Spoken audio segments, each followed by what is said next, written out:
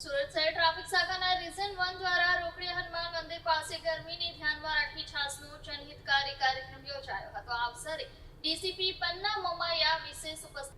Traffic વિભાગ દ્વારા શહેરના વ્યસ્ત રસ્તાઓ પર પસાર થતા વાહન ચાલકો, રાહદારીઓ તેમજ સ્થાનિક નાગરિકોને ઠંડકદાયક છાસ પીરસવાની અનોખી પહેલ કરવામાં આવી હતી। ઉનાળાની જળજળિયાતી ગરમીમાં લોકોને રાહત મળે અને તેઓને તાજગીનો અનુભવ થાય તે ઉદ્દેશ્ય સાથે આ આયોજન કરવામાં આવ્યું હતું। આ પ્રસંગે ડીસીપી પન્ના મોમાયા પોતે સ્થળ પર હાજર રહ્યા હતા અને પોતાના હાથે લોકોને છાસ પીરસી માનવતાનો સંદેશ આપ્યો હતો।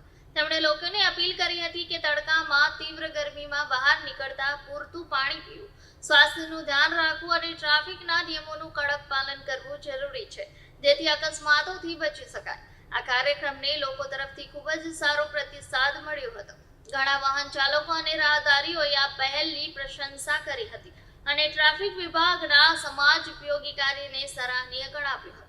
ટ્રાફિક શાખા દ્વારા જણાવ્યું હતું કે આવનારા સમયમાં પણ આવી જનહિતની પ્રવૃત્તિઓ યોજવાનું આયોજન કરવામાં આવી રહ્યું છે, જેથી લોકોમાં જાગૃતિ ફેલાય અને સમાજ સાથેના સંબંધ વધુ મજબૂત બને।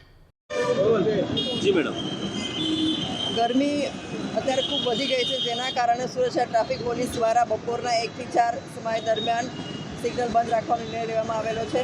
સાથે સાથે અમુક જે મોટા જંકશન છે ત્યાં શેડ બાંધવામાં આવેલો છે, જેથી કરીને ટુ વ્હીલ વાહન ચાલકો શેડ નીચે ઊભા રહીને એમને લૂ ન લાગે।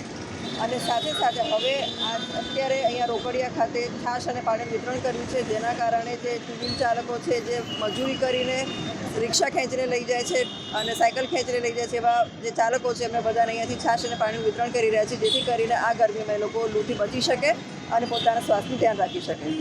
ટ્રાફિક સિગ્નલ માટે અવેરનેસ માટે શું છે?